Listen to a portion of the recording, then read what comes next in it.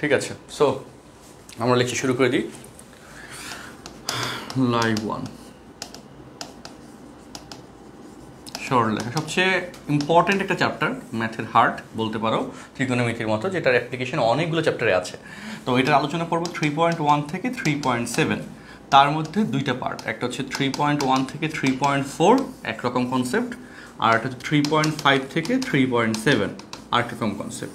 এবং এই পার্ট থেকে সৃজনশীলের খ এবং গ আসার সম্ভাবনা সবচেয়ে বেশি থাকে, আর এই পার্ট থেকে সৃজনশীলের ক, তারপর এমসিকিউর জন্যই মূলত ডাটাগুলো চায়। এবং এখানে কিন্তু এমসিকিউ আসে এবং কোয়েশ্চেন নাম্বার ক থাকতে পারে। ঠিক আছে, তো অ্যাডমিশন টেস্টে এখান থেকে ইউনিভার্সিটি অ্যাডমিশন টেস্টের একটা এমসিকিউ থাকে, অ্যাডমিশন টেস্ট এমসিকিউ থাকে এখান থেকে। এই পার্টটা নর্মালি মিস হয় না, প্রথম পার্ট থেকে একটা এমসিকিউ থাকে, সেকেন্ড পার্ট থেকেও এমসিকিউ থাকে, যেটা তো অলরেডি বললাম।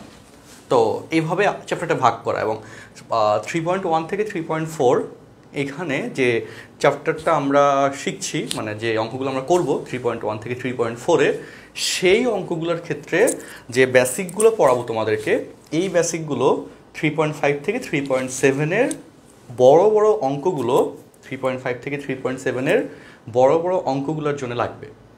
ঠিক আছে, তো বড় বড় অঙ্কগুলো কোনো না কোনো পার্টে এইটুকু করা লাগে। তো এই জন্য আমাদের 3.1 থেকে 3.4, মূলত 3.4 না, 3.1 থেকে 3.3। 3.4 হচ্ছে সঞ্চার পথ নিয়ে কথাবার্তা, যেটা থেকে একটা কোশ্চেন নাম্বার ক বা একটা এমসিকিউ আসতে পারে, খুব কম, বেশি ইম্পর্টেন্ট না। কিন্তু 3.1 থেকে 3.3-তে যে বেসিকগুলো আমরা পড়াবো, সেগুলোর অ্যাপ্লিকেশানটা 3.5 থেকে 3.7 থাকবে। আর সৃজনশীলের গ নম্বর কোশ্চেনটা মূলত 3.7 থেকে করা হয়, সবচেয়ে বেশি পরিমাণে 3.7 থেকে আসে।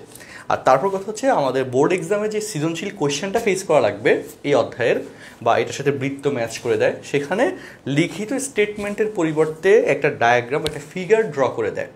ফিগার ড্র করে দেওয়া কোয়েশ্চেন্সের পরিমাণ সবচেয়ে বেশি, ম্যাক্সিমাম কোয়েশ্চেনে ফিগার ড্র করে দেয়, আর সেখান থেকে তোমাকে ফিগার অনুযায়ী বুঝে অঙ্কটা মিলানো লাগে।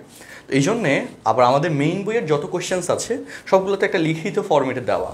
তো আমি এই জন্য তোমাদেরকে এই জিনিসটা, যাতে সৃজনশীলের কোয়েশ্চেনের ফিগার ড্রয়ের সাথে এখানে বইয়ের কোয়েশ্চেনটা রিলেট করতে পারো, তার জন্য আমি যত কোয়েশ্চেন্স করাবো সবগুলো কোয়েশ্চেন্সেই তুমি দেখবা যে একটা আছে, কি আছে, যে ফিগারটা আমি ড্র করে দিচ্ছি, ফিগার থেকে এক্সপ্লেনেশন তোমাকে দেওয়া হচ্ছে। সো তুমি চেষ্টা করবা সরলরেখা এবং বৃত্ত, এই দুটো চ্যাপ্টারের কেসে ফিগারটা ভালো মতো বোঝার জন্য। এবং এখানে কোনো উইকনেস রাখা যাবে না, যত ভালো তুমি ফিগার বুঝতে পারবা তত ভালো তুমি অঙ্কগুলো পারবা। ঠিক আছে, এটা একটু সবাই কনসার্নে রাখবা। আচ্ছা, ওকে, তো ইনিশিয়াল কথা বললাম, এখন আমরা তাহলে 3.1 পার্টে চলে যাই। বেশি ডিউরেশন লাগবে না আমাদের এই অধ্যায়গুলো শেষ করতে, কারণ তোমরা কম বেশি পড়েছো, তবে আমি যথেষ্ট ডিটেলসে পড়াবো। 3.1-এ আমাদের কী কী কন্টেন্ট আছে? ফার্স্ট অফ অল হচ্ছে স্থানাঙ্কের রূপান্তর। স্থানাঙ্কের রূপান্তর, ওকে। এবং এই স্থানাঙ্কের রূপান্তরের ক্ষেত্রে অ্যাকচুয়ালি দুই রকম স্থানাঙ্ক, একটা হচ্ছে কার্তেশীয় স্থানাঙ্ক আর একটা হচ্ছে পোলার স্থানাঙ্ক। কার্তেশীয় স্থানাঙ্ক আর একটা হচ্ছে পোলার স্থানাঙ্ক। এই দুই প্রকার স্থানাঙ্কের রূপান্তর নিয়ে প্রচুর কথাবার্তা হয়, প্রচুর ডিসকাশন হয়, সেগুলো আমরা শিখব। তো কার্তেশীয় স্থানাঙ্ককে আমরা প্রকাশ করি এক্স এবং ওয়াই দ্বারা, এবং পোলার স্থানাঙ্ককে প্রকাশ করা হয় আর কমা থিটা দ্বারা। সো একটু আমাকে আবার একটু বলো তো, পোলার স্থানাঙ্কে পোলের স্থানাঙ্ক কত, একটু বলো তো, পারো কি না? পোলার স্থানাঙ্ক ব্যবস্থায় পোলের স্থানাঙ্ক কত? পোলের স্থানাঙ্ক কত?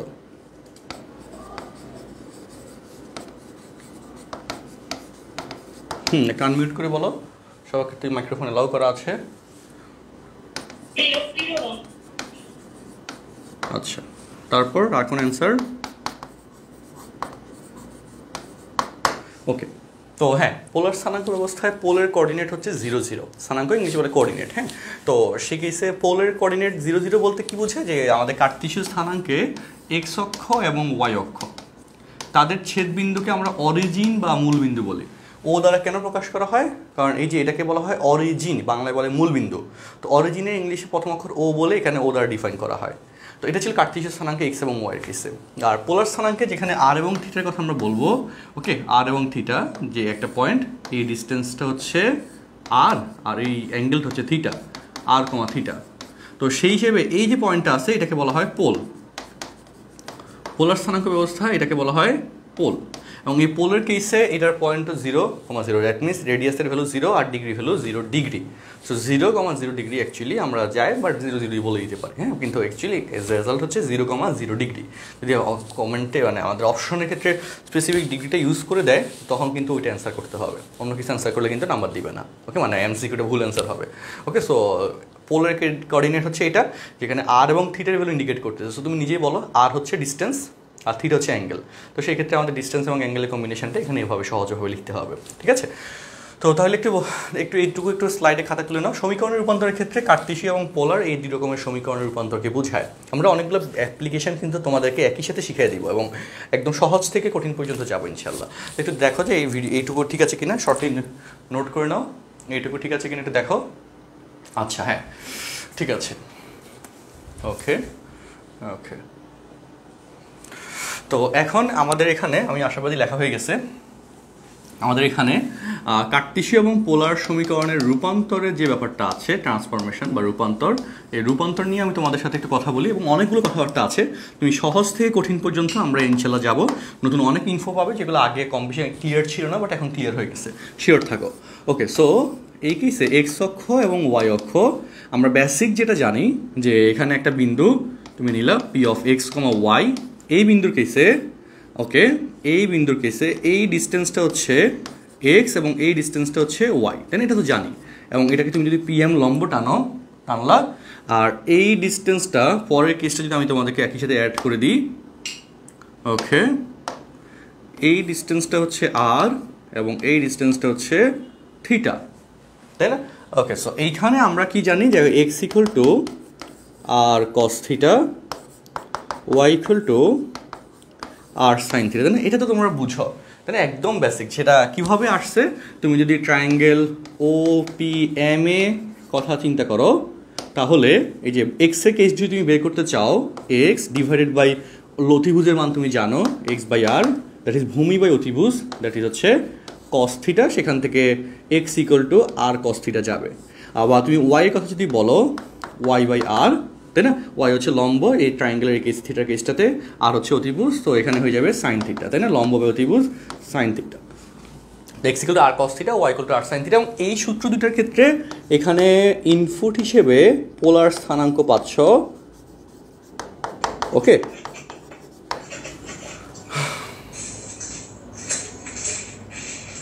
আচ্ছা, আমি সবাইকে মিউট করে দিলাম। আচ্ছা, আর আউটপুট হিসেবে কার্টেসীয় স্থানাঙ্ক,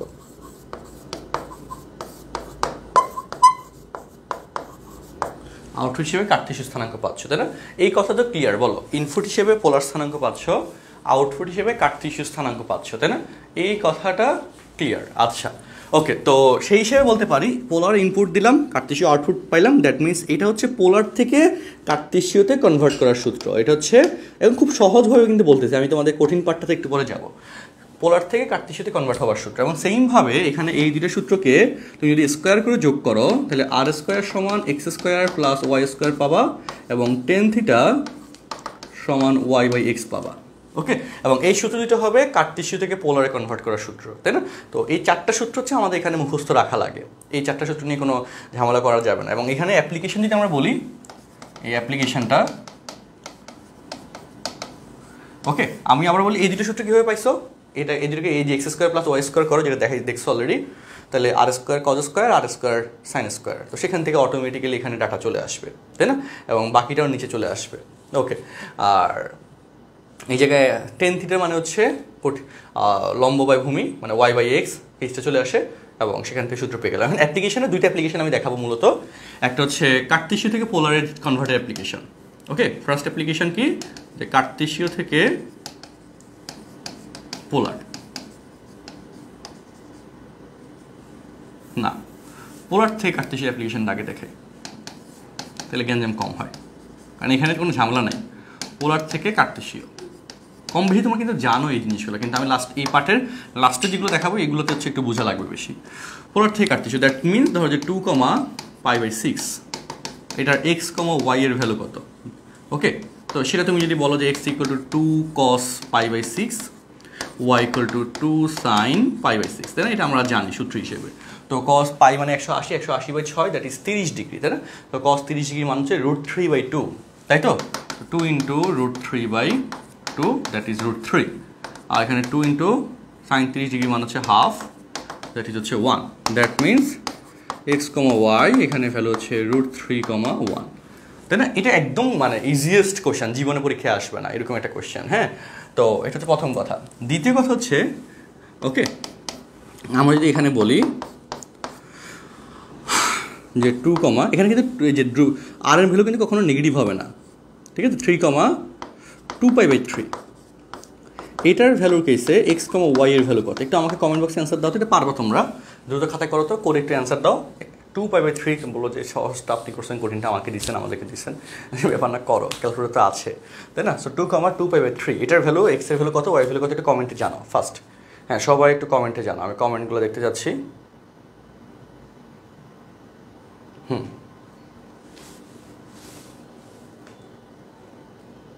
সবাই একটু কমেন্টে জানাও এটার অ্যান্সারটা কী হবে। ওকে, যে 3, এত, এটার ক্ষেত্রে x এবং y এর ভ্যালু কত, বা মুখেও বলতে পারো আনমিউট করে। তাতেই করো, এটার ভ্যালু কত সেটা জানাও।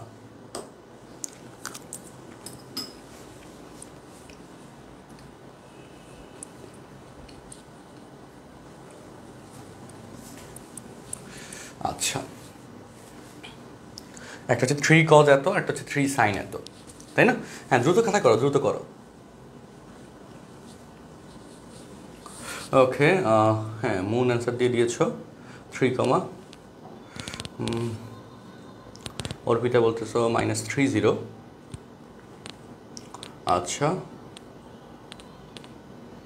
আচ্ছা, পূর্ণতা বলতেছো -3/2, 3√3/2। এক একজনে তিনজনের 3 রকম অ্যান্সার আসছে, এই যে কথা, কী অবস্থা। দেখো x = r cos θ, পাই এর মান 180, 180/3, 60, 60 দুগুণে 120, মানে 120 ডিগ্রি, cos 120 ডিগ্রি মানে হচ্ছে -হাফ, অর্থাৎ এখানে x হচ্ছে -3/2, y sin 120 ডিগ্রি মানে হচ্ছে √3/2, that means 3√3/2।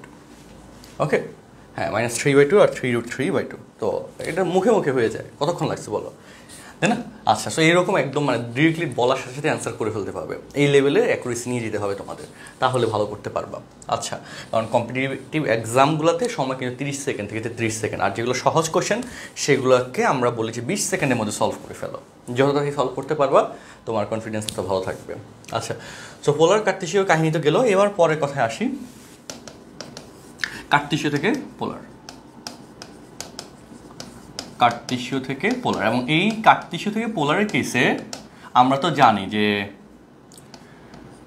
r = √x² + y², আর এর ভ্যালু আর হচ্ছে দূরত্ব বোঝায়, কখনো নেগেটিভ না, তাই না? বা দুইটা বাস্তব সংখ্যার বর্গের সমষ্টি কখনো নেগেটিভ হয় না, এই কথাগুলো আমরা বলতে পারি। আর tan θ = y/x, তাই না? বা এখান থেকে θ = tan ইনভার্স y/x, ঠিক আছে? আচ্ছা, এখন এখানের ব্যাখ্যা পার্টে একটু দেখি, গ্যাঞ্জামটা কোন জায়গায় দেখো। এটা হচ্ছে প্রথম চতুর্ভাগ, ঠিক আছে? প্রথম চতুর্ভাগে এই ডিস্টেন্সটাকে আমরা আর বলতেছি, আর এই ডিস্টেন্সটা থিটা, এটা নিয়ে কোনো সমস্যা নাই। ওকে, আচ্ছা আচ্ছা, প্রথম চতুর্ভাগে এই জিনিসটা গেল। আচ্ছা, সেকেন্ডলি কথায় আসো, এটা হচ্ছে সেকেন্ড চতুর্ভাগ, এইটা কিন্তু থিটা, এই ডিস্টেন্সটা তখনও আর কখনো চেঞ্জ হচ্ছে না, কিন্তু এই যে থিটাটা, এই থিটার কেসটা হচ্ছে, বলো, এখান থেকে এই পর্যন্ত এটা তো 180 ডিগ্রি, তাই না? 180, আর এই যে ডিস্টেন্সটা, এটা অ্যাকচুয়ালি এই ডিস্টেন্সের সমান হয়। তো এই ডিস্টেন্সটা আর ডিস্টেন্সের সমান হয় বলে তখন অ্যাকচুয়ালি এটা থিটা হয়ে যায়। সো এইটুকু বাকিটুকু হয়ে যায় 180 - θ, এবং কম বেশি তোমরা এটা জানো, তাই না, সিস্টেমটা। আচ্ছা, তারপর যখন তুমি থার্ড চতুর্ভাগে যাবা, তো সেকেন্ড চতুর্ভাগের ক্ষেত্রে থিটার কেস বললে 180 - θ। থার্ড চতুর্ভাগে আসলে সেখানেও কিন্তু এই ডিস্টেন্সটা আর, তখন থিটাটা হচ্ছে এখান থেকে ঘুরে এসে এখানে, দ্যাট ইজ 180 + θ, কারণ তখন থার্ড চতুর্ভাগের ক্ষেত্রে এটাকে এভাবে বর্ধিত করলে তখন এই থিটা অ্যাকচুয়ালি আমাদের এই থিটার সমান হয়ে যায়, আর এইটা হচ্ছে 180 ডিগ্রি। সো 180 প্লাস থিটা, এভাবে হিসাবটা বলতে পারো। আচ্ছা, ওকে। আর যদি তুমি চতুর্থ চতুর্ভাগে যাও, তোমরা এগুলো কম বেশি জানো সবাই, বেশি ভেজাল হওয়ার কথা না। তখনও কিন্তু এই ডিস্টেন্সটা হচ্ছে আর, তখন আমাদের অ্যাঙ্গেলের কেসে এখান থেকে ঘুরে এসে এখানে, যেখানে চতুর্থ চতুর্ভাগে এখান থেকে ঘুরে এসে এখানে, এটা হচ্ছে 2 পাই, আর এটাকে তুমি থিটা বলো। তো 2 পাই থেকে এই থিটাটা বাদ দিতে হবে, এইটুকুর ক্ষেত্রে এখানের অ্যাঙ্গেলটা বাদ দিতে হবে। So that indicates 2 pi minus theta. এবং এটা আমরা তোমাদেরকে কম বেশি মুখস্থ করে রাখতে বলি, বা এগুলা হচ্ছে ডিটেলস আমরা পাবো। হ্যাঁ, মানে হচ্ছে ডিটেলসটা যদি না জেনে থাকো তাহলে আমাকে জানাইলে হচ্ছে আমি আবার বলে দিব ইনশাল্লাহ, ঠিক আছে। বাট বেসিকটা খুব সহজ এবং মনে রাখতে পারো। তো ফার্স্ট চতুর্ভাগ ইজ ওকে,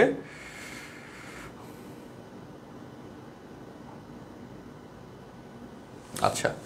তো বেসিক হচ্ছে কি, প্রথম চতুর্ভাগে থিটা, দ্বিতীয় চতুর্ভাগে পাই মাইনাস থিটা, তৃতীয় চতুর্ভাগে পাই প্লাস থিটা, চতুর্থ চতুর্ভাগে 2 পাই মাইনাস থিটা, ঠিক আছে। বেসিক হচ্ছে কি, প্রথম চতুর্ভাগটা হচ্ছে থিটা, দ্বিতীয় চতুর্ভাগে পাই মাইনাস থিটা, তৃতীয় চতুর্ভাগে পাই প্লাস থিটা, এবং চতুর্থ চতুর্ভাগে হচ্ছে 2 পাই মাইনাস থিটা। ওকে, তো এই হচ্ছে এখানকার কথাবার্তা। তোমরা একটু আমাকে জানাও যে এখানকার এই কথাগুলো সবার কাছে ক্লিয়ার কিনা, কমেন্ট বক্সে একটু জানাও।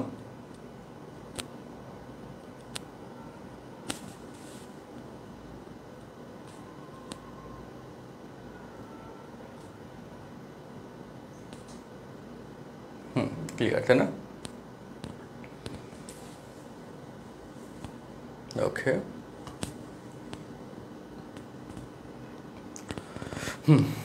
গুড।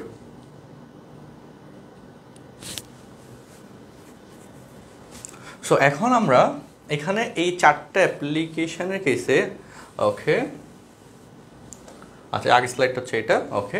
তো যে 4টা অ্যাপ্লিকেশন সূত্রের প্যাটার্নটা যেটা আমরা কম বেশি হচ্ছে, হ্যাঁ ক্লাস তো গ্রুপে পাওয়া, আমাদের রেকর্ডেড ভার্সনটা গ্রুপে পাওয়া, সরলরেখা গ্রুপে, ওকে। তো এই যে জিনিসগুলো যেগুলো আমরা পেলাম এখানে কথাবার্তা বললাম, সেই পার্টে এখন আমরা আলোচনায় আরেকটু আলোচনা পর্বে আসি। তো সেই আলোচনা পর্বটা কি, যে এগুলার কোয়েশ্চেন্সগুলো যেগুলো পরীক্ষা আসবে, হ্যাঁ। তো আমি সহজ করে 2-4টা কোয়েশ্চেন্স করাবো, তারপরে একটু কঠিন কোয়েশ্চেনে যাব সামান্য। এখন সহজ করে বেসিক পার্টে 4টা কোয়েশ্চেন্স করাবো। তো ফার্স্ট কোয়েশ্চেন হচ্ছে প্রথম চতুর্ভাগ দিয়ে। সো প্রথম চতুর্ভাগের ক্ষেত্রে আমাদের এক্সের ভ্যালু ধরা যায় 1, √3, এটা থেকে আর থিটার ভ্যালু কত, ঠিক আছে, প্রথম চতুর্ভাগ। তো এটার ক্ষেত্রে সহজ data, R = √x² plus y² that is 2, এবং theta tan inverse y/x, y মান √3, x এর value 1, that means tan inverse √3। তোমরা অনেকেই এটা বুঝে না, অনেকেই বুঝো না। দেখো 60 ডিগ্রি π/3 = √3, তাহলে 10 যদি এই পাশে চলে যায় π/3 tan ইনভার্স √3। অনেকেই এগুলো বুঝো না, তো এইভাবে মাথায় চিন্তা করে ফেলবো যখন অঙ্কটা করবা, হ্যাঁ, যে √3 কতর জন্য আসে, তাই না? তো 60 ডিগ্রি ভ্যালু হচ্ছে √3 π/3। তো সুতরাং r, থিটা এটার ভ্যালু হয়ে যাচ্ছে 2, π/3। অভেদ চিহ্নটা দেয়, বুঝছো, বা ইকুয়াল চিহ্ন রাখতে পারো। আচ্ছা, এটা হচ্ছে কোশ্চেন নম্বর 1, যেখানে আমরা প্রথম চতুর্ভাগের জন্য, এটা কিন্তু প্রথম চতুর্ভাগে পড়ছে, এই জন্য ঝামেলা নাই, থিটাটা বেসিক থিটা। বাট যদি এটা দ্বিতীয়তে যায় তখন চেঞ্জ হবে এই থিটার মধ্যে, তখন পাই মাইনাস থিটা, তৃতীয়তে গেলে পাই প্লাস থিটা, এবং চতুর্থতে গেলে 2 পাই মাইনাস থিটা, তাই না? এইভাবে হচ্ছে এটা চেঞ্জিং ভার্সন আসবে। তো সেই কথাগুলো বা সেই পার্টটা এখন আমরা ব্যাখ্যা করতে যাচ্ছি। দেখো কোশ্চেন নম্বর 2, ওকে। তো ধরো দ্বিতীয় চতুর্ভাগে এক্স এর ভ্যালু মাইনাস, ওয়াই এর ভ্যালু প্লাস, ওকে। এখান থেকে আর, থিটার ভ্যালু কত? তো আর এর ভ্যালু তো হচ্ছে যে -1² দ্যাট ইজ 1, √3² সমান তো 3, তো √4 দ্যাট ইজ 2। আর এর ভ্যালু তো 2 আসবে, এখানে তো কোনো ভেজাল নাই। কিন্তু থিটার ভ্যালুটার জন্য লিখবো এভাবে, যেহেতু বিন্দুটি এভাবে লিখে দিবা, তোমরা অনেকে পারো এগুলো অলরেডি, তারপর আমি করাচ্ছি, বুঝিয়ে করাচ্ছি। যেহেতু বিন্দুটি দ্বিতীয় চতুর্ভাগে অবস্থিত,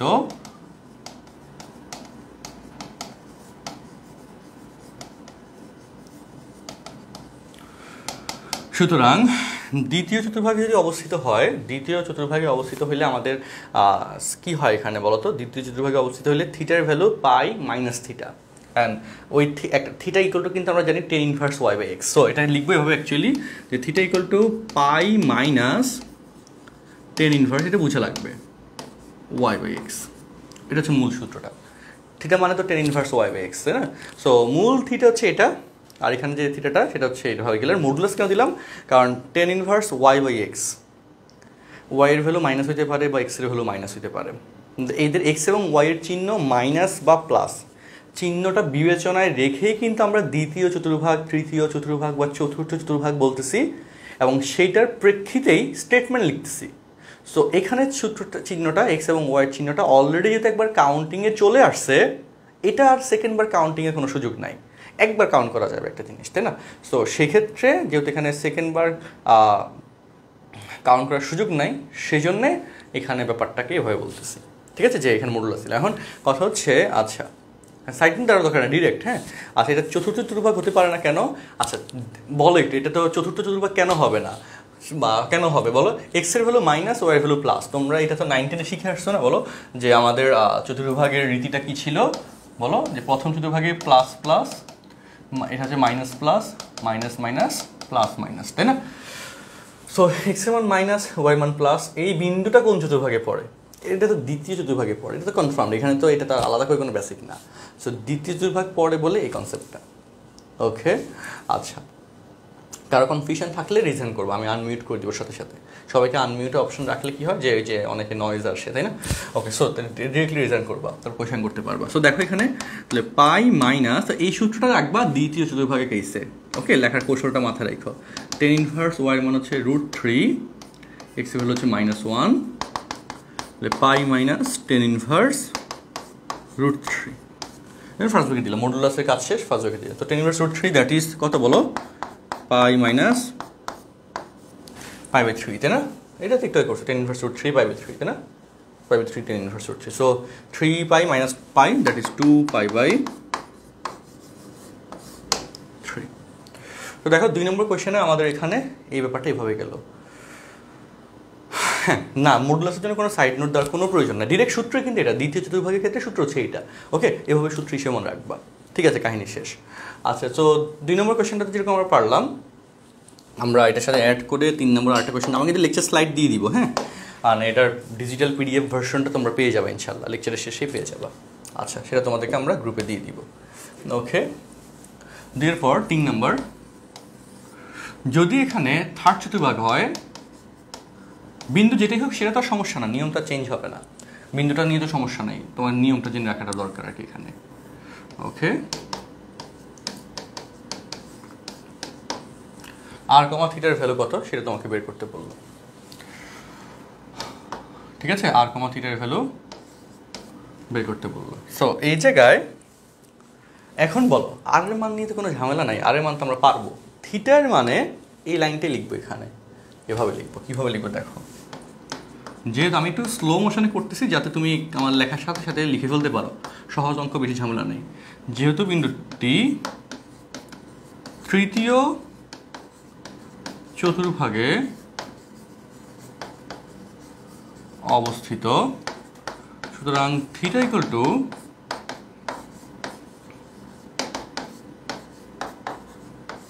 পাই plus tan inverse Y by X, তাই না? ওয়াই মান হচ্ছে -√3, এক্স এর মান হচ্ছে -1, মাইনাস মাইনাস কাটা,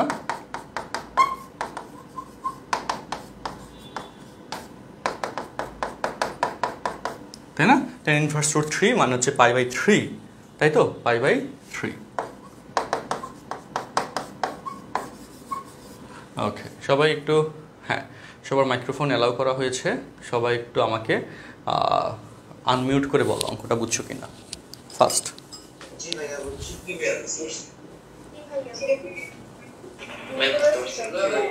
বুঝতে পারছি।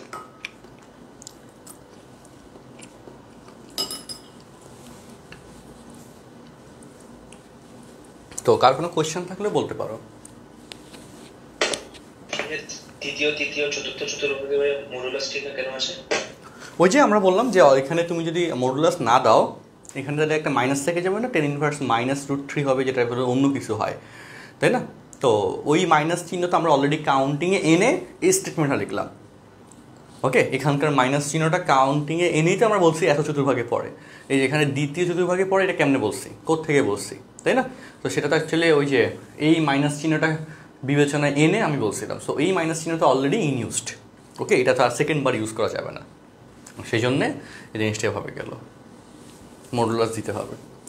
হোপফুলি তোমরা লিখে ফেলছো। আমি তাহলে স্লাইড চেঞ্জ করে ফেলি। দ্বিতীয় তৃতীয়র পর চতুর্থ চতুর্ভাগ। ওকে, এগুলো কিন্তু তোমরা কম বেশি, হ্যাঁ বলো, বলো।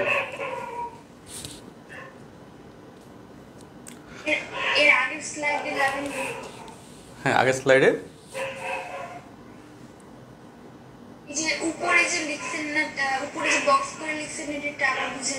কোনটা, এটা?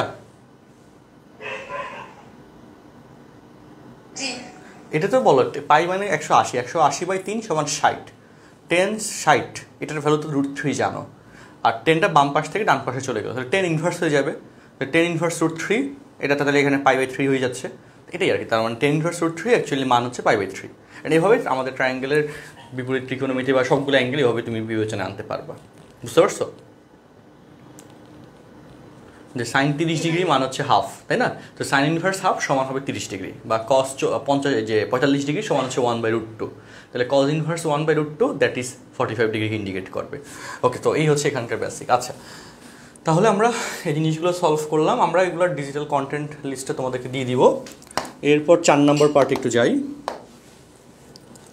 4 নম্বর পার্ট, 4 নম্বর হচ্ছে আমাদের চতুর্থ চতুর্ভাগ 1, -√3। তো তুমি বুঝতেই পারছো যে চতুর্থ চতুর্ভাগের জন্য আর এবং থিটার কেসে আর এর ভ্যালু তো কনফার্মড আগেরটাই, থিটার ভ্যালুটা বের করবো, তার জন্য লিখতে হবে এটা, যেহেতু বিন্দুটি চতুর্থ চতুর্ভাগে অবস্থিত। ওকে, যে যেহেতু এভাবে কিন্তু লিখবা, সৃজনশীলে ক নম্বর আসলে এভাবে লিখবা, আর এমসিকিউতে আসলে তো যত তাড়াতাড়ি করতে পারো। যেহেতু বিন্দুটি চতুর্থ চতুর্ভাগে অবস্থিত, সুতরাং theta equal two 2π - 10 inverse y/x, তাই না? সো এবার তাহলে বলো y মান হচ্ছে -√3, x এর মান হচ্ছে 1।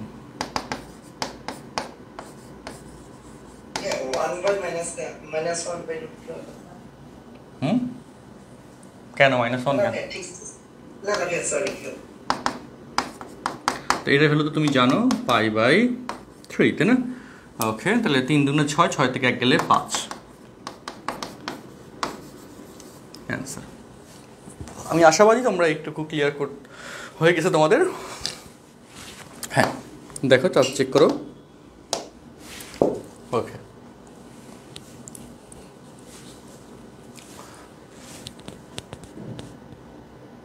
তো এখন আমরা যে কোশ্চেনটা অ্যাকচুয়ালি সলভ করতে যাচ্ছি সেই কোশ্চেনটা বলি, যেটাতে একটু মানে এই বেসিকগুলো সবগুলো কাজে লাগবে যে অঙ্কতে। সেই কোশ্চেনটা হচ্ছে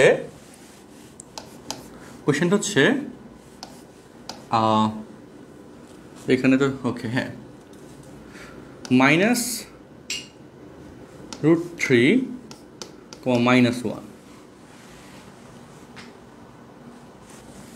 না 1/√3 বলি, -1, -2, যেটা এতক্ষণ ধরে করতেছিলাম, ঝামেলা বেশি না ফালে তোমাদের। এত বিন্দুকে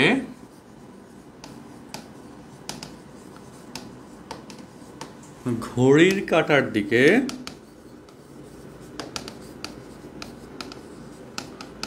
π/6 কোণ ঘুরালে নতুন অবস্থানের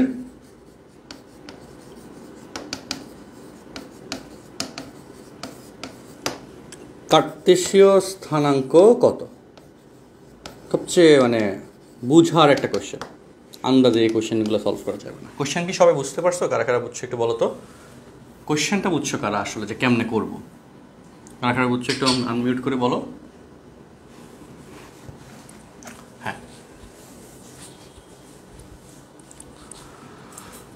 ঘড়ির কাঁটার দিকে এত কোণ ঘোরালে ঘড়ির কাঁটার দিকে এত কোণ ঘোরালে নতুন অবস্থানে কার্তেশীয় স্থানাঙ্ক। এটা এমসিকিউতে অনেক আছে, রিটেনে দিবে না, এবং এটা অ্যাডমিশন টেস্টে প্যাটার্নের কোশ্চেন, এটা খুব পপুলার ঢাকা না। চতুর্থতে যাওয়ার কোনো সুযোগ নাই, ঘড়ি কাঁটা তো এভাবে ঘুরে, এভাবে তো না। হ্যাঁ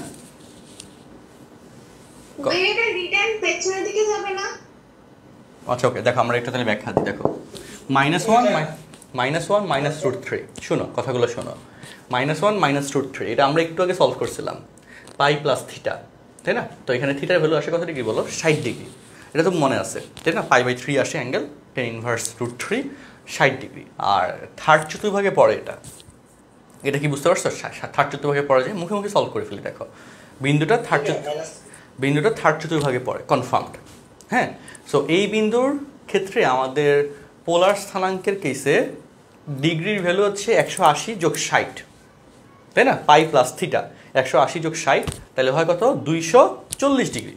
240 ডিগ্রি বলো, 240 ডিগ্রি ডেফিনেটলি আমাদের এখানে পড়বে, তাই না? 240 ডিগ্রি থার্ড চতুর্ভাগে পড়বে, কারণ এই পয়েন্টটা 270। এখন বলো ঘড়ির কাঁটার দিকে π/6 মানে 30 ডিগ্রি, π/6 সমান কত?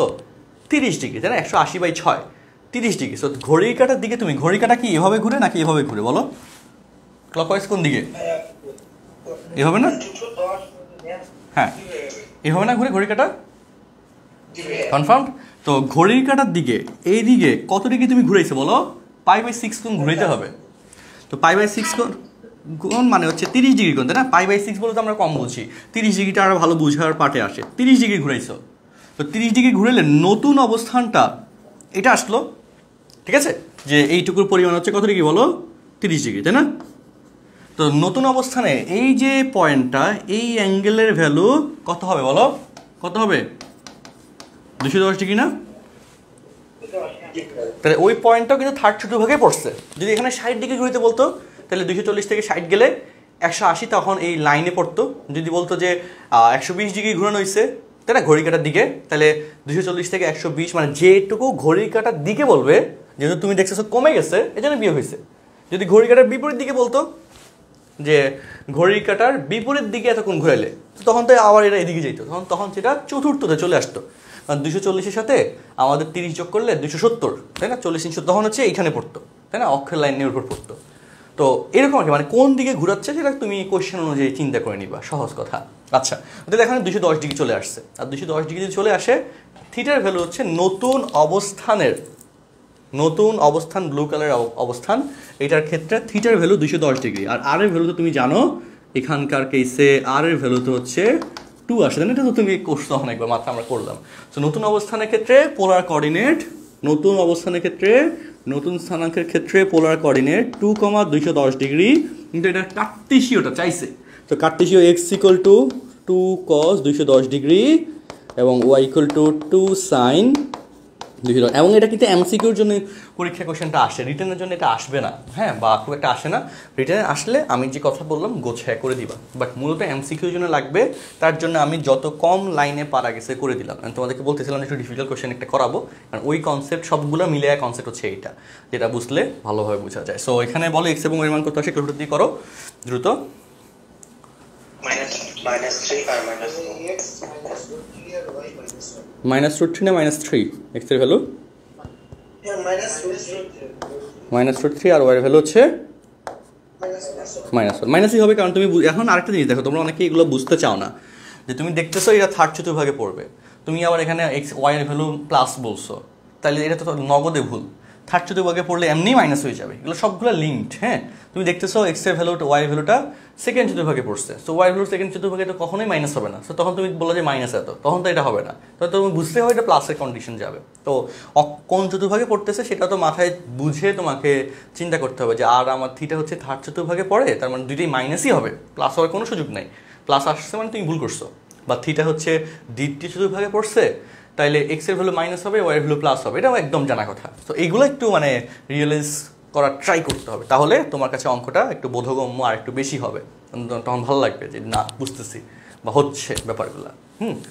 ওকে, সো এই হলো কথা। তাহলে আমরা হচ্ছে আহাত বলতে তো আরেকবার হচ্ছে ডিটেলসটা বলতে।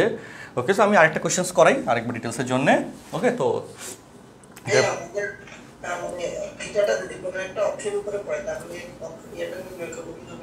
একই কথা তো, আর এই সূত্র কি চেঞ্জ হবে নাকি? অক্ষের ওই যে সূত্র তুমি শিখছো, এই সূত্র কি অক্ষের জন্য না নাকি? বলো, সূত্র কি চেঞ্জ হবে নাকি? বুঝতে পারছো? হ্যাঁ, সূত্র সেম। তো বলো সাইন 90 ডিগ্রি, যে সাইন 270 ডিগ্রি মান কত বলো? সাইন 270 ডিগ্রি মান কত?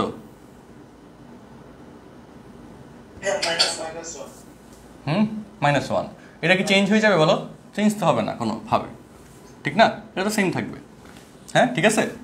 তো সেইভাবে আর কি, তুমি যে অক্ষের উপর পড়লেও একই নিয়ম, তুমি সূত্র অনুযায়ী করে দিও। হ্যাঁ হ্যাঁ হ্যাঁ, এই যে দেখো, হ্যাঁ হ্যাঁ দেখো না, ঘড়ির কাঁটার বিপরীত দিকে। আমি এই জন্য তো এটা এবার লিখে নিয়ে আসছি, বিপরীত দিকে। হ্যাঁ, কোশ্চেনটা লিখতেছি না, বিপরীত দিকে। ওকে, একই ডাটা। হ্যাঁ, একই ডাটা, তাহলে চেঞ্জ করলাম না। তো ঘড়ির কাঁটার বিপরীত দিকে বললে তো নর্মাল সিচুয়েশনে ওকে -1, -√3 এর পোলার স্থানাঙ্ক আগেভাবে বের করবা। দ্যাট ইজ r = 2 এবং থিটা = কত ডিগ্রি বলো? π+θ, তাই না? যেহেতু এখানে রেডিয়ান বলছো, তো রিটেনে আসলে রেডিয়ান হিসাব করতে হবে। ঢাকা বিশ্ববিদ্যালয় এই কোশ্চেনটা রিটেনের জন্য ইম্পর্টেন্ট, এই জন্য আমি রিটেনটা দেখা দিচ্ছি। π+π/3, 4π/3। ওকে, তো এটা তো তুমি বুঝতে পারছো, আমি তো লাইন কম করলাম, তুমি তো এটা করবা, গোছায় করবা। তারপর হচ্ছে এই যে যেহেতু ঘড়ির কাঁটার বিপরীত দিকে π/6 কোণে বিন্দুটি কি হয়? মুভ করে। মুভ করে মানে কি? গমন করে, বিন্দুটি সরে যায়। হ্যাঁ, সুতরাং নতুন অবস্থানের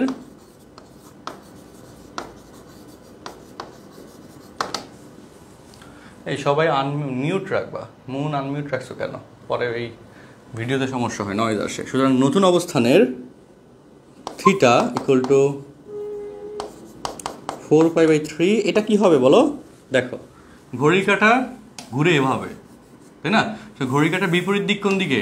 এইভাবে। সো এইদিকে, মানে একবার মুখস্থ কিচ্ছু নাই, কিচ্ছু নাই। সো দেখো, তোমার এখনকার অবস্থান হচ্ছে এইটা। হ্যাঁ, যে আমাদের 4π/3, তুমি এখান থেকে তোমাকে শিফট করানো হইলো এইদিকে কত ডিগ্রি? π/6 কোণে শিফট করানো হলো, ঠিক আছে? সো নতুন অবস্থানে গেছে, তাহলে এটা কি হলো? অ্যাঙ্গেল বাইরে গেছে, অ্যাঙ্গেল বাড়ছে, সো এই জন্য যোগ হবে। 6 লসাগু, তাই না? তো 3 × 6, 4 × 8, 8π + π, 9π/6, 3 দিয়ে কাটলে 3 × 9, 3π/2। এটা অক্ষের উপর পড়ছে, দেখছো? সো তো নতুন অবস্থানে কার্টেসীয় স্থানাঙ্ক বের করতে বলছে, পোলার স্থানাঙ্ক 2। সুতরাং নতুন অবস্থানের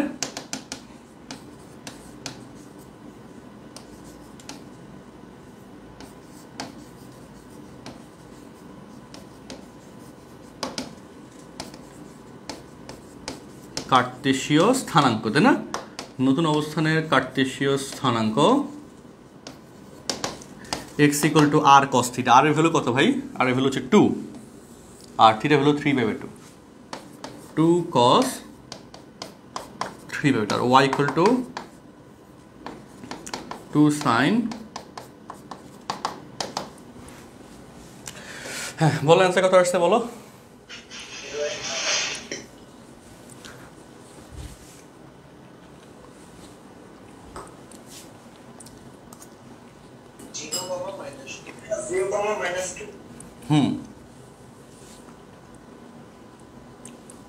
ঠিক আছে, আমি আশাবাদী তোমরা প্রত্যেকে অঙ্কটা ক্লিয়ারলি বুঝছো, তাই না? ওকে, একটু উঠাও ফার্স্ট।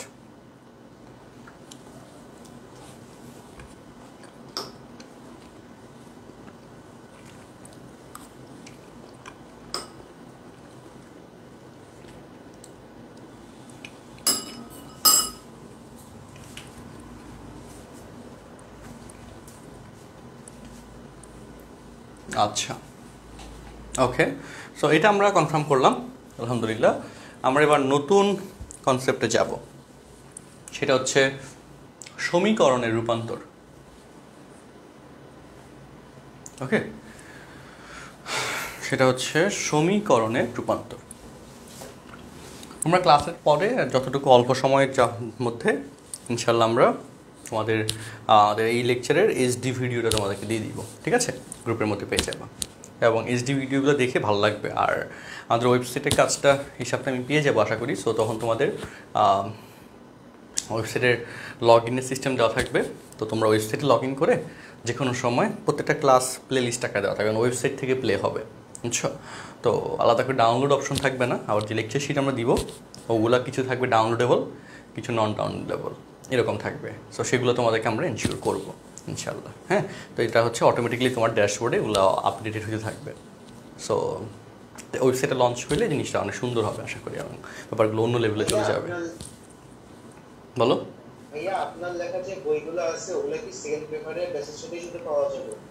হ্যাঁ, আর ফার্স্ট পেপারে হচ্ছে আমি যেটা বলেছি 21 ব্যাচের বা 22 ব্যাচের বা আমাদের যে 23 ব্যাচের জন্য মূলত ফার্স্ট পেপারের কোর্স তো আমরা শুরু করব ঈদের পরে। তো ওদের জন্য বইয়ের ফার্স্ট পেপারের আমাদের বইয়ের কাজের আপডেট ভার্সনটা চলছে। তো সেকেন্ড পেপারে যে আমরা 4টা বই স্টুডেন্টসদেরকে দিয়েছিলাম বুয়েট ফাউন্ডেশন ব্যাচ 1 বা 2-তে, এবং ওই প্যাটার্নেরই আরও 5টা বই, ফার্স্ট পেপারের উপর 5টা বই করা হচ্ছে। ডিফারেন্সিয়েশন ইন্টিগ্রেশন একসাথে রাখার প্ল্যান ছিল, কিন্তু ওদেরকে ওই দুটাতে আলাদা করে ফেলছি, কারণ ডিফারেন্সিয়েশন খুব ভালো লেভেলের স্টুডেন্টসদের ডিমান্ড লেভেলে থাকে বা চায় শুধু একটা অধ্যায়ের জন্য, ইন্টিগ্রেশন আছে, তো সেটা হচ্ছে আমরা নতুন করে অ্যাড করেছি। তো ওই জিনিসটা অ্যাড করার পর 5টা বই হচ্ছে আমাদের এখানে থেকে স্টুডেন্টদের কাছে যাবে, এবং ওইটাতে হচ্ছে বইগুলো কাজ চলছে, অলমোস্ট শেষের দিকে আছে। হোপফুলি ঈদের পরে হচ্ছে এগুলো আমরা ইন্ট্রোডিউস করাতে পারবো। তখন হচ্ছে তোমাদের আমরা সরল লেখার গ্রুপে যারা আছো বা ফার্স্ট ইয়ার কোর্সে যারা আছে বা সেকেন্ড ইয়ার কোর্সে যারা আছে, আমরা তাদেরকে আমাদের কোর্সের স্টুডেন্টসদের জন্যে আমরা ওই বইগুলো পাওয়ার একটা ব্যবস্থা আমরা করবো, সেটার পলিসি প্ল্যানটা আমরা তোমাদেরকে গ্রুপে জানাবো, ঠিক আছে? তো সেটা পরে যখন লঞ্চ হবে আমি জানাবো, তো আগে না, এটা পরে দেখা যাক। তাহলে ভাই আসো, আমরা এখানে এটা সলভ করলাম এই পার্টটুকু। আর আমি রিসেন্টলি আসলে মানে খুব অসুস্থতার মধ্যে দিয়ে যাচ্ছি, জানি না কেন ধুমধাম করে অসুস্থ হয়ে যায়।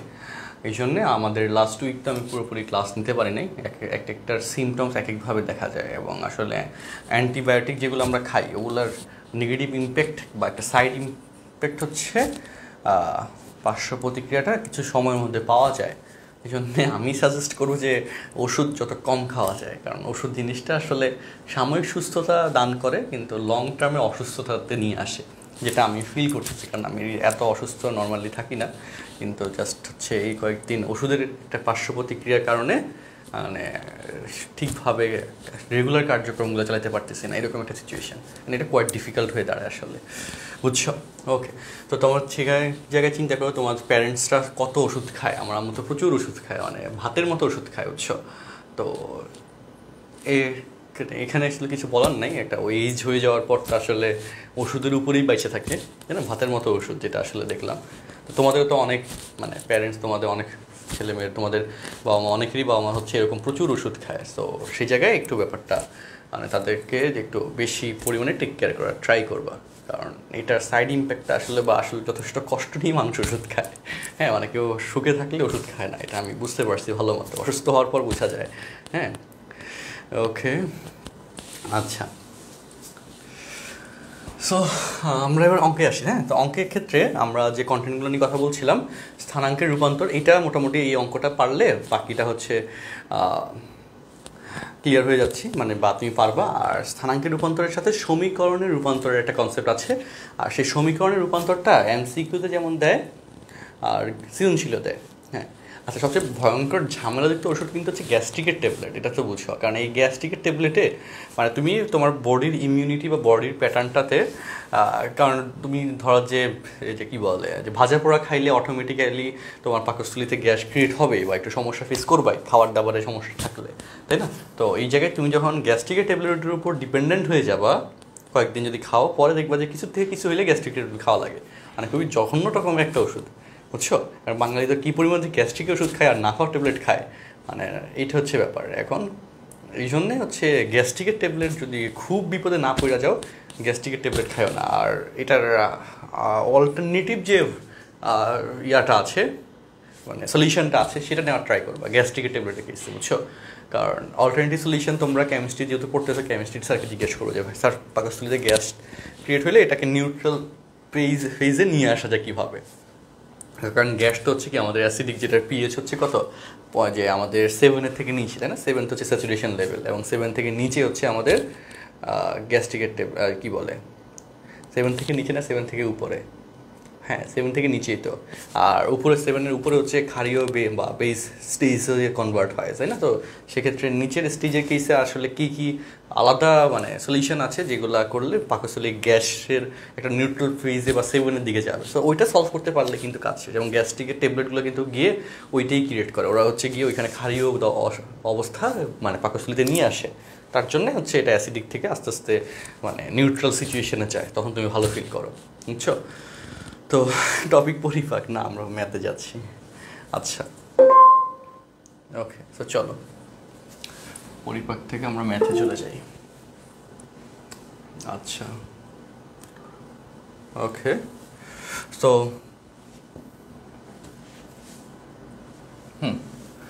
পোলার সমীকরণের প্রকাশ, ঠিক আছে? সমীকরণের রূপান্তরটা তোমরা অনেকেই কম বুঝো, কম পারো, এবং তোমরা ভয় থাকো সমীকরণের রূপান্তর নিয়ে। ইভেন আমি নিজেও ভয় থাকতাম কলেজে থাকতে, যে এটা কেমনে কেমনে হয়ে যায় বোঝা যায় না। তো রূপন্তী প্রকাশনের বইতে অনেকগুলো প্র্যাকটিস কোয়েশ্চেন্স আছে যেগুলো আমরা তোমাদের কাছে এখন সলভ করতে যাচ্ছি। আমাদের কিন্তু এটা স্টেজটা দেখছো বাঁকা, এই লাইনটা সোজা, হ্যাঁ এতক্ষণ ধরে যে আমি লিখছি এগুলো কিন্তু বাঁকা লেখা ছিল, বুঝলা? তো লাইন এটা সোজা। এখন এটা হচ্ছে সোজা করা যায় কেমনে, এভাবে দিলে এটা সোজা হয়, তাই না? এটাতে কিছু একটা নিচে দেওয়া দরকার, খারাপ দেখাচ্ছে, ওয়েট, তো ঝামেলা। আচ্ছা ওকে, দেখো 1 নম্বর কোয়েশ্চেনটা দেখো সবাই। 1 নম্বর কোয়েশ্চেনটা সবাই দেখো।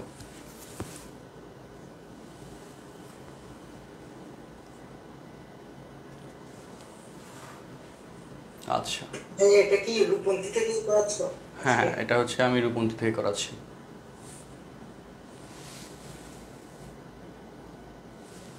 ওকে, সো রূপন্তী প্রকাশনীর পার্টের এই যে পর্বটা আছে, এখানে চলি 1 নম্বর। আমি কোশ্চেনগুলো করে দিব, হ্যাঁ টেনশন নিও না তোমরা।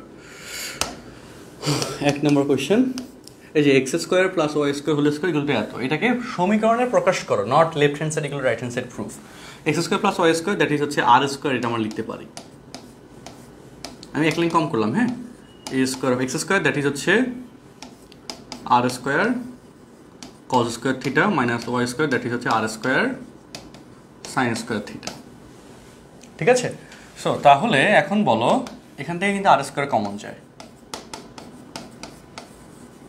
cos² θ ত্রিকোণমিতি, দেখছো ফার্স্ট অফ অল ত্রিকোণমিতি কত কাজে লাগে, সরলরেখা লাগে। আর এর ভ্যালু 0 হতে পারবে না, এই জন্য কিন্তু কাটাকাটি গেছে। তো তাহলে r²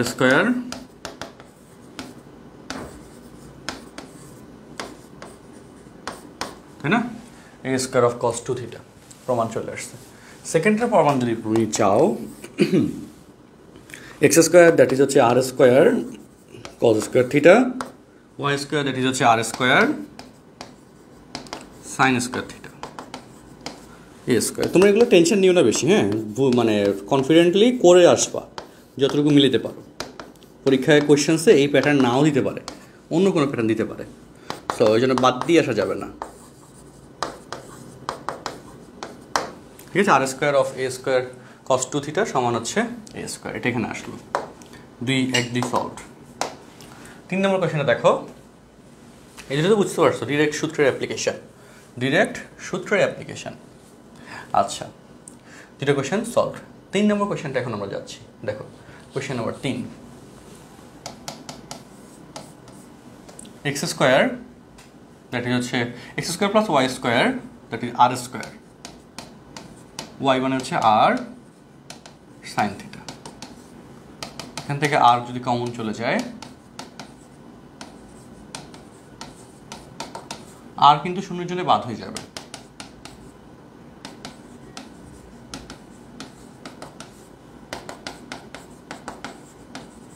r = a sin θ। আর 4 নম্বরটা কনফিউজিং অনেকের জন্যে, আমি একটু বলে দিই। 4 নম্বর বলো y equal to X cot alpha লেখা যায়, y by X equal to cot alpha, মানে ডান পাশে পাঠিয়ে দিলাম প্রথমে, তাই না? So y by X cot alpha, এবং বলো টেন থিটা সমান y বাই এক্স না, টেন থিটার সূত্র। আর কট আলফা এটাকে অ্যাকচুয়ালি 90 ডিগ্রি মাইনাস আলফা লেখা যায়, তাই না? 90 মাইনাস আলফা লেখা যায়, কারণ কাজ শেষ, 10 বাদ হয়ে গেল, theta equal to 90 minus alpha. দেখছো কত সহজ করে করে দিলাম, অনেক সহজ করে করে দেওয়া হয়েছে। দেখো কনফিউশন ক্লিয়ার হয়েছে কিনা দেখো, কনফিউশন ক্লিয়ার হয়েছে কিনা দেখো, অঙ্কটা বুঝছো কিনা একটু কমেন্টে জানাও।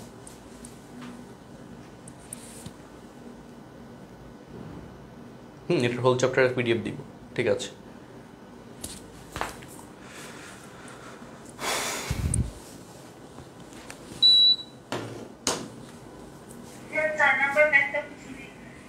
চার নম্বর বলো যে এক্স কট আলফাকে ডান পাশে নিলে তো এটা আসে, তাই না? তারপর এক্সটা ভাগ দিলাম, ওয়াই বাই এক্স আসলো, Y by X equal to cot alpha. এখন ওয়াই বাই 10 আলফা, 10 থিটা মানে কি ওয়াই বাই এক্স না, সূত্র ছিল 10 থিটা সমান ওয়াই বাই এক্স, কার্টেসিয়ান থেকে পোলার 10 আর এখানে কটকে 10 কনভার্ট করলাম, 10 90 মাইনাস থিটা কট থিটা, কেন? যাতে 10 বাদ দেওয়া যায়, তো তখন অ্যান্সার চলে আসছে। আলফা হচ্ছে অন্য যে কোনো একটা অ্যাঙ্গেল, আলফার ভ্যালু। এক নম্বরটাতে কি হয়েছে দেখো, এই যে X square plus Y square সমান হচ্ছে আর স্কোয়ার, আর বাইরের একটা স্কোয়ার ছিল এখানে, এইটুকু হচ্ছে এটার কথা। তারপর এ স্কোয়ারটা বসে গেছে, এক্স স্কোয়ার দ্যাট ইজ হচ্ছে R square cos square theta, তাই না? মানে X equal to R cos theta, Y equal to R sine theta. Square ছিল বলে স্কোয়ার করে লিখে দিছি, তুমি চাইলে এক লাইন বেশি করতে পারো ইচ্ছা।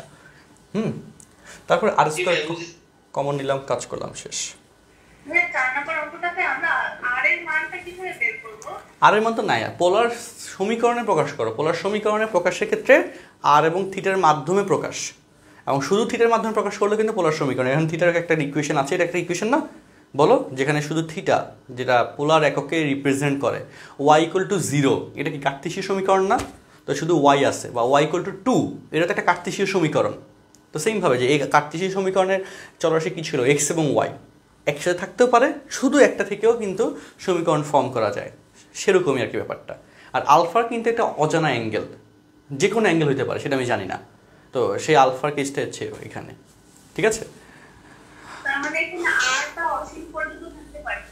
হ্যাঁ, আর এখানে আরে কোনো মান নাই, আর সহজ 0, ওকে? এখানে আর যুক্ত কোনো ইকুয়েশন নেই। এক্স ইকুয়াল টু, এই যে এক্স ইকুয়াল টু 2, এটা তো একটা কার্তেশীয় সমীকরণ, যেখানে ওয়াই নাই। তো সমীকরণের ক্ষেত্রে একটা চলরাশি নাও থাকতে পারে, এটা কিছু না। আমাদের ব্যাচ ফার্স্ট ইয়ারে হচ্ছে, হ্যাঁ, যারা হচ্ছে ব্যাচ প্রয়াস 2-তে আছে, তাদের ত্রিকোণমিতি হচ্ছে আমরা পরে আবার নিব, লাইভ নিব, পাবা, ওকে? সরলরেখার এই কাজটা কেন, সরলরেখার কনসেপ্ট নিয়ে আশা করছি কোনো সমস্যা নেই। আচ্ছা, গেল।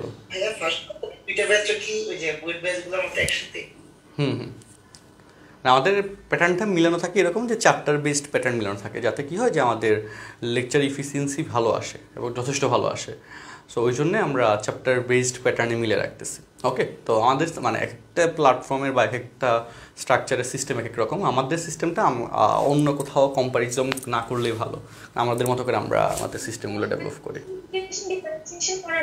হবে ফার্স্ট ইয়ারের কোর্সগুলোতে, যারা নতুন যে কোর্সগুলো আছে আমাদের, সেগুলোতে এই চ্যাপ্টারগুলো যাবে।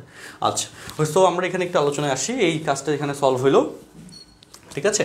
তো এর পরের পর্বটাতে আমরা একটু দেখতে চাচ্ছি। দেখো আমাদের সরলরেখার যে গ্রুপটা আছে এখানে, সরলরেখা আমাদের যারা সরলরেখা আমাদের একটা অধ্যায় শুধু করতে চায়, হ্যাঁ, সরলরেখা নিয়ে সমস্যা, তারাও কিন্তু এই গ্রুপে আছে, ওকে? মূলত আমাদের প্ল্যান থাকে যে কোর্স ডিজাইনিংয়ে যেটা হয় যে চ্যাপ্টার বেসড পেপারটাকে বেশি প্রায়োরিটি দেওয়া, যাতে সার্ভিসটা একটু বেশি ভালো থাকে। এবং এক্সিস্টিং অন্যান্য যে কোর্সগুলো থাকে, কোর্সগুলো যেটা হয় যে প্রথম দিকে স্টুডেন্টসের লাইফে বেশি থাকে। এটা কেন আসলে এই সিস্টেমটা কেন করলাম, এটা একটা রিজন আছে। যে ধরো যে আমরা ব্যাচ, ধরো যে ডিটেল রিভিশন কোর্সই শুরু করলাম, অথবা বুয়েট ফাউন্ডেশন ব্যাচ 1 শুরু করলাম, অথবা অন্য কোনো একটা কোর্স শুরু করলাম, প্রথম দিকে স্টুডেন্টসরা লাইভে বেশি থাকে, কিন্তু পরে গিয়ে আস্তে আস্তে কী হয় যে লাইভে প্রেজেন্টের পরিমাণ ওই কোর্সে কমে যায়, যেটা তোমরা নিজেরাও দেখছো বা তোমরা অন্যান্য কোর্সও দেখতেছো। সো ওই প্রবলেমটা ফেস করার পর আমরা দেখলাম যে লাইভে স্টুডেন্ট কমে যায়, তখন আসলে ক্লাসের একটা কোয়ালিটি ফল আউট করে। কারণ আমার নিজের ক্ষেত্রে সমস্যাটা হয়, অন্যান্য স্যারদের ক্ষেত্রে আমি জানি না, কোনো অপিনিয়ন নাই, বাট আমার নিজের ক্ষেত্রে সমস্যাটা হয় যখন দেখি লাইভে কম, তখন অটোমেটিক্যালি ক্লাস নিতে এনার্জি কমে যায়। এটা একটা বড় সমস্যা আমার। তো এই জন্যে আমি জিনিসটাকে রিডিজাইন করলাম যে আসলে আমার পারপাসটা হচ্ছে কি, পারপাস হচ্ছে আমার স্টুডেন্টসরা যে অধ্যায়গুলোর জন্য কোর্সে ভর্তি হচ্ছে সেই অধ্যায়গুলোকে যত ভালোভাবে ডেলিভার করা যায়, যত ভালোভাবে বোঝানো যায়, এইটা হচ্ছে মূল পারপাস। হ্যাঁ, এখন একসাথে কারা কারা ক্লাস করতেছে এটা কিন্তু এখানে অনলাইনের জন্য কোনো ফ্যাক্টর না, কিন্তু পারপাস হচ্ছে যত ভালোভাবে দেখে সার্ভিস দেওয়া যায়, যত সব কিছু সার্ভিস মেনটেন করা যায়। কারণ এটার জন্য লাইভে স্টুডেন্ট বেশি থাকাটা বাধ্যতামূলক, মানে বড় ফ্যাক্ট। স্টুডেন্টদের অ্যাক্টিভিটি ঠিক থাকা ভালো, মানে খুব ইম্পর্ট্যান্ট।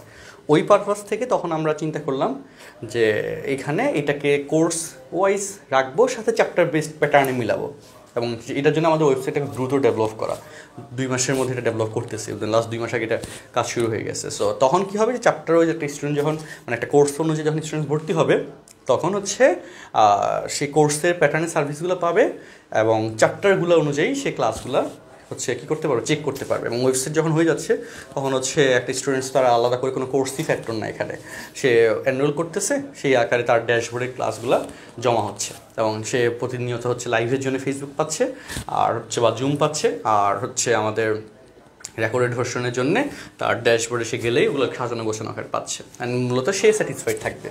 ওকে, তো অন্যান্য জায়গায় কী করতেছে না করতেছে এইগুলো চিন্তা করলে তখন হচ্ছে সমস্যা, কারণ প্রত্যেকটা প্ল্যাটফর্মই ইউনিক, আমি এটা বিশ্বাস করি, বা আমাদের প্ল্যাটফর্মে ম্যাথডার্সে আমি যা করতেছি বা যেভাবে সার্ভিস মেনটেন করবো সেগুলো হচ্ছে আমি বেস্ট লেভেলে নেওয়ার ট্রাই করছি। এখন অন্যরা কী করতেছে না করতেছে আমি দেখতেছি না আসলে, বাট আমার কথা হচ্ছে আমার স্টুডেন্টসরা বেস্ট সার্ভিসটা পাচ্ছে কিনা, অ্যান্ড বেস্ট সার্ভিস বলতে কী বুঝি সেটা আমি বুঝি, সেটা আমি জানি, বা স্টুডেন্টসরা বুঝে। তো এই হচ্ছে ফ্যাক্ট। তো এই চিন্তা থেকে আসলে চ্যাপ্টার বেস্ট করে ফেলা এবং কোর্স, এবং এখানে আরেকটা ব্যাপার যেটা, যে কোর্স অনুযায়ী ভর্তি হইলে ফিসটা অনেক কমে যায়, আর যারা শুধু চ্যাপ্টার বেস্ট করে তাদের ফিসটা অনেক বেড়ে যায়। ওকে, যেমন ধরো যে আমাদের ব্যাচ প্রয়াসের কথা যদি বলি, বা ডিটেল কোর্সের কথা যদি বলি, ব্যাচ প্রয়াসে ধরো যে এখন যেটা করা হয়েছে যে ফুল সিলেবাসের জন্য 5,000 টাকা ফিস রাখা আছে, তাই না? ফার্স্ট পেপারে ফুল সিলেবাস 10টা অধ্যায়ের জন্য 5,000 টাকা ফিস রাখা আছে। এই জিনিসটাই এই 22 ব্যাচের স্টুডেন্টসদেরই, যারা প্রথম থেকে একাডেমিক কোর্সে ছিল, তারা কিন্তু এই 10টা অধ্যায় হচ্ছে অলমোস্ট 9 থেকে 10 মাস ডিউরেশনে পড়ছে, তাদের কিন্তু এই 10টা অধ্যায় শেষ করতে 10,000 টাকা খরচ হয়েছে 10 মাসে, বা 11,000 টাকা খরচ হয়েছে। বা কেউ যদি চ্যাপ্টার বেস পে করতে চায় তারও কিন্তু একই ফিস যাবে। সরলরেখা চ্যাপ্টার আলাদা করে করতে গেলে 1,000 টাকা ফিস পে করতে হবে অনলাইনে, অফলাইনে তারও পেমেন্ট বেশি আসে, অনলাইনে 1,000 টাকা ফিস পে করতে হবে। তার মানে সে যদি 5টা চ্যাপ্টার করে 5,000 টাকা কিন্তু তার শেষ, চ্যাপ্টার বেসড করবে। আর যদি এককালীন কোর্সটার জন্য হচ্ছে এনরোল করে তখন কিন্তু তার হচ্ছে ফিসটা অর্ধেকে নেমে আসে। সো যারা কোর্সে ভর্তি হয় তারা এখানে আলাদা করে সুবিধা পায়, মানে সবচেয়ে বড় সুবিধা পায় হচ্ছে ফিসটা কম থাকে। আর যাদের মনে হয় যে না আমি অন্য জায়গায় পড়ছি, আমার এই অধ্যায়টা বেশি সমস্যা, বা ফেয়ার থেকে বা ম্যাথডার্স থেকে এই কোর্সটা করে নিই অধ্যায়, সো স্পেসিফিক অধ্যায়ের জন্য আসলে তখন ফিসটা তার বেশি পড়ে। এই হচ্ছে ব্যাপার স্যাপার। এগুলো আমরা এভাবে মেনটেন করতেছি, এবং হোপফুলি দেখা যাক সামনের দিনগুলোতে, এবং সার্ভিসটা তোমরা ভালো পাওয়াটা ফ্যাক্টর, সেই জিনিসটাতে আমাদের সর্বোচ্চ চিন্তা কাজ করতেছে। ওকে, তো এই হচ্ছে ব্যাপার। এই জন্যে আমাদের এক একটা এখন চ্যাপ্টার বেস প্যাটার্নে চলে যাওয়া, আর জুমে হচ্ছে ক্লাস যে আমাদের ওয়েবসাইট হয়ে গেলে তখন হচ্ছে এই ঝামেলাও লাগবে না। ওয়েবসাইট হয়ে গেলে ফেসবুকের উপর আমাদের ডিপেন্ডেন্সি থাকবে না, তখন তোমাদের স্টুডেন্টসের আইডি লগ ইন করলেই তার আইডির অ্যাকাউন্টে জুমের লিঙ্কটা চলে আসবে। তো তখন তো সে জুমে লিঙ্ক করলে ফেসবুকে চলে আসবে, মানে জুমের সার্ভারে চলে আসবে, জুমে ক্লাস করবে। তারপর উইদিন ধরো যে 5 আওয়ার্স আর 6 আওয়ার্স বা 10 আওয়ার্সের মধ্যে আমরা ভিডিওটা প্রসেসিং করে কাটশাট করে, এই যে কমেন্ট পড়ি বা আদার্স কথা বলি, কাটশাট করে মূল ভিডিওটা, অঙ্কের ভিডিওটা হচ্ছে আমরা আমাদের সার্ভারে আপলোড দিব। সো তখন সেই রেকর্ডেড ভার্সনটা যখন দেখবে তখন সে মূল ভিডিওর অংশটুকু শুধু পাবে, এবং মানে স্পেসিফিক ম্যাথ অনুযায়ী কথাগুলো পাবে, তার রিভিশনটা সহজ হবে। অ্যান্ড ভিডিওটা এইচডি ভিডিও পাবে, নট 360 বা 480, একদম এইচডি ভিডিও। আজকে যে ভিডিওটা আমরা দিব, কারণ আলাদা একটা ডিভাইসে ভিডিওটা রেকর্ড হয় বা রেকর্ড হচ্ছে এখন, মানে আমাদের এই সার্ভিস প্যাটার্নটা বা এই প্যাটার্নটা রিসেন্টলি ফলো হওয়া শুরু হয়েছে। ওকে, ওয়েবসাইটের নামটা ওইটা আমরা ওয়েবসাইটে লঞ্চ করার পর পাবা। ওয়েবসাইটের নামটা এখন সার্চ দিলে পাবা না, কারণ ওয়েবসাইট হোস্টিংয়ের কাজটা এখন চলতেছে, বাকি সব কাজ ইন্টারনাল কাজগুলো শেষ। তো আমরা খুব সুন্দর করে ওয়েবসাইটে লঞ্চ করবো, হ্যাঁ, এবং ওইখানে ওয়েবসাইট লঞ্চিংয়ের সময় দেখিয়ে যত সুন্দর করা যায় প্ল্যান আছে, ঠিক আছে। তো তখন আসলে মূল প্ল্যানটা হচ্ছে তখন তুমি জুমে মানে ফেসবুক তোমার সার্ভার যে ড্যাশবোর্ডে ঢুকবা আমাদের ওয়েবসাইটের, তোমার আইডি লগ ইন করবা, লগ ইন করার পর তোমার এখানে জুমের লিঙ্ক চলে আসবে ক্লাস ওয়াইজ। জুমের লিঙ্কে হচ্ছে তুমি ক্লিক করবা, জুমে চলে আসবা, খেলা শেষ, ঠিক আছে। তারপর জুমে ক্লাস করবা, তারপর হচ্ছে সার্ভার অনুযায়ী রেকর্ডেডটা পর যখন তোমার ইচ্ছা তখন যে কোনো সময় রেকর্ডেডটা দেখলা, ঠিক আছে। সো এই হচ্ছে ব্যাপার। আচ্ছা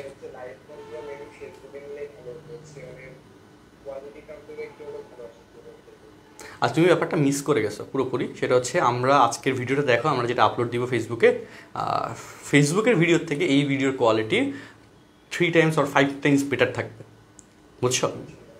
ওকে, মানে আজকে যে ভিডিওটা আমরা আপলোড দিব এবং সামনে যে আমরা মানে ক্লাসগুলো নিব তোমাদের জন্য, কারণ আমার আরেকটা ডিভাইস কিনা হচ্ছে, একটা মোবাইল ফোন কিনতেছি এখন এই কাজের জন্য, হ্যাঁ, মানে যে এইচডি কোয়ালিটির ভিডিও যেন আমার এখানে সেভ থাকে। সো আরেকটা মোবাইলের জন্য মানে ডিভাইস আসলে প্রচুর, মানে কী একটা অবস্থা, বুঝছো? একটা সার্ভিস মেনটেনে কতগুলো ডিভাইস ইউজ হয়। সো সেটা তখন তুমি ইয়ে করতে পারবা না। ক্লাস ডাউনলোডের অপশন থাকবে না আহাদ, ক্লাস ডাউনলোডের অপশনই থাকবে, কারণ ক্লাসের আমাদের প্রত্যেকটা বাটন থাকবে ক্লাস অনুযায়ী, ক্লিক করবে ক্লাস আসবে, এবং ক্লাস তো জুমে করতে স্যার এক ক্লাস তুমি কত ক্লাস ডাউনলোড করবা, কতগুলো স্যারের ক্লাস ডাউনলোড করবে, এত ডাউনলোড করে কী করবা, তাই না? তো ক্লাস ডাউনলোডের অপশনটা আমাদের সামনে, কারণ এটা ক্লাস ডাউনলোডের অপশন দিলে কী হয় যে কোর্সগুলো পাইরেসির ব্যাপারটাতে খুব ঝামেলা লাগে, পাইরেটেড হয়, হ্যাঁ। সো ওই জন্যে ওই জিনিসটাই হচ্ছে থাকবে না, কারণ ক্লাস ডাউনলোডের পোর্শনটাই বাদ দিয়ে দেওয়া হচ্ছে। ওকে, কারণ তুমি ক্লাস কন্টেন্ট পেয়ে যাবে, ডিজিটাল ক্লাস লেকচার পেয়ে যাবা, কোনো একটা অঙ্কের কোনো একটা অংশ যদি তুমি না বুঝো সেটুকু তুমি টান দিয়ে দেখে নিলা, হ্যাঁ, এবং এটা তোমার জন্য আরও স্মুথার হবে। আর আমি লেকচার স্লাইড তো দিয়ে দিব তোমাদেরকে। তো ধরো যে একটা অঙ্ক 10 নম্বর অঙ্ক, 10-এর 2 নম্বর অঙ্কটা তুমি পারো না, মানে একটু বুঝতে কষ্ট হচ্ছে, তো তুমি তো এখানে আমাদের ক্লাস লেকচার দিয়ে দেওয়া মানে ক্লাসের আজকে ক্লাসে কী পড়াইছি এটার ক্লাসের পিডিএফ দিয়ে দেওয়া, মানে তুমি বুঝতেছো যে কোন অঙ্কের পর কোন অঙ্কটা আসছে। তো তুমি যখন তুমি জানবা যে অঙ্ক যখন টান দিবা ভিডিওটা, তখন তুমি দেখবা যে হচ্ছে আচ্ছা এই অঙ্কটা আগে, এই অঙ্কটা পরে, সো এটার পরে এটা হবে, এই অঙ্কটার পরে ভাই এই অঙ্কটা করে, সো ওইখানে ক্লিক করলেই কিন্তু ওই অঙ্কটা চলে আসে, তুমি অঙ্কটা দেখে ফেলতে পারলা, খেলা শেষ। আর ডাউনলোডের এটা খুব ঝামেলাযুক্ত একটা কাজ, তুমি নিজে এত ডাউনলোড দিয়ে লাভ হবে না। ওকে, হ্যাঁ, সো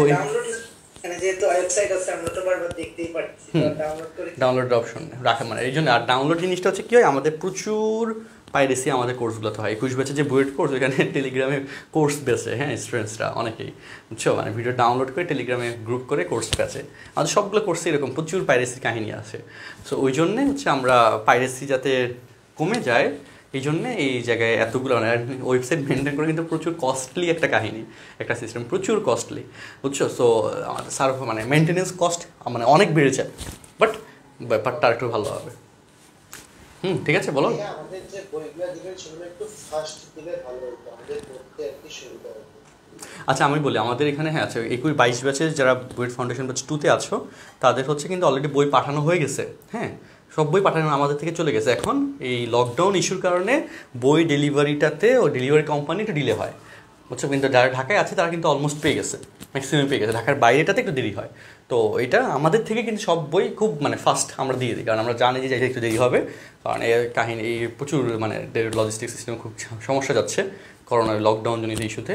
আবার ঈদের সময় তো আবার 3-4 দিন বোধহয় কুরিয়ার বন্ধ থাকে, বুঝছো, তো ওইটা আবার একটা বড় সমস্যা। আবার শুক্রবার দিন কুরিয়ার কাজ করেন ওরা, সো আমাদের থেকে খুব ফাস্ট ডেলিভারি হয়ে যায়, বুঝছো। আচ্ছা, যেহেতু আমরা এবার কন্টেন্টে একটু কথায় আসি, দেখো তো এখানে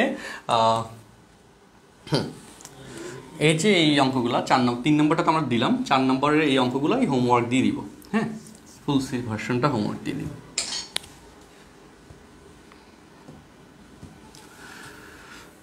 হ্যাঁ, এই যে অঙ্কগুলো এগুলো হোমওয়ার্ক, ঠিক আছে। এই অঙ্কগুলো সবগুলো হোমওয়ার্ক হিসেবে বাসায় করবা এই প্যাটার্নটা।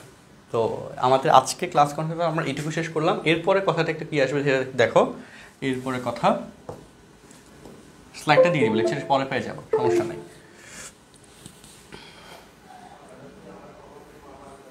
এখানে 6-এর কোয়েশ্চেন্সগুলো লাগবে না, 7-এর এই কোয়েশ্চেন্সগুলো লাগবে না, কোনো কাজ নেই।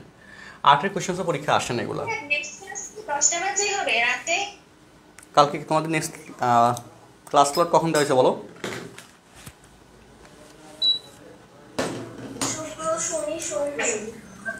তাহলে 10টায় হবে।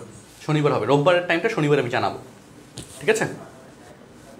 রোববারের টাইমটা শনিবার জানাবো, কালকে মানে কালকে ক্লাসে জানাবো। রোববারে এক্সট্রা টাইম যেহেতু, এক্সট্রা ক্লাস যেহেতু, এদের আগের এক্সট্রা ক্লাসের টাইম তো তোমাদের আমারও শিডিউল মিলাতে হবে, তোমাদের সাথে কথা বলে তোমাদের শিডিউল অনুযায়ীও যারা লাইভে থাকে, ম্যাক্সিমাম যারা লাইভে থাকতে পারে সেই সিস্টেমে আমরা ক্লাসটা টাইমটা সেট করতে চাচ্ছি আসলে। ঈদের আগে টানা 4টা ক্লাস নিব, মূল কথা হচ্ছে এটা। আর তোমাদের ক্লাস ডিউরেশন কিন্তু এখন 4 দিন দিয়ে দেওয়া, তাই না? ওকে, সো যাতে যত ফাস্ট শেষ করা যায়। ওকে ভাই আসো। সো এখানে দেখো আমাদের যেগুলো লাগবে না সেগুলো তো বাদ, কারণ প্রচুর কোয়েশ্চেন্স এখানে, কোনো প্রয়োজন নাই। আর হচ্ছে হোমওয়ার্ক হিসেবে আমি আরও দুটো জিনিস দিতে চাই, যেটা 9-10 তুমি পড়ছো, হোমওয়ার্ক হিসেবে দিয়ে দিই, না পারলে আমি করে দিব না।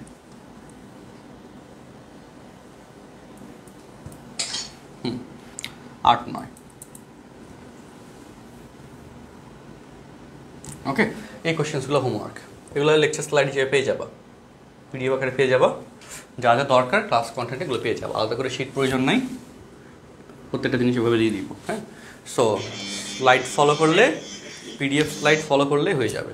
তো এই যে আমাদের 4, 8, 9 এগুলো হোমওয়ার্ক, এবং এই জায়গাগুলোতে যদি কোনো সমস্যা ফেস করো কোনো অঙ্কে, সেটা আমাকে নেক্সট ক্লাসে জানালে আমি সলভ করে দিই। কারণ আমাদের প্রত্যেকটা ক্লাসই এইরকম ইন্টারেকশানে আমি নিব ইনশাল্লাহ, ঠিক আছে? জুমে তোমরা সরাসরি কথা বলতে পারবা, ক্লাস হবে সহজভাবে, জিনিসটা মেনটেন হবে এবং সুন্দর হবে আশা করা যায়, ঠিক আছে?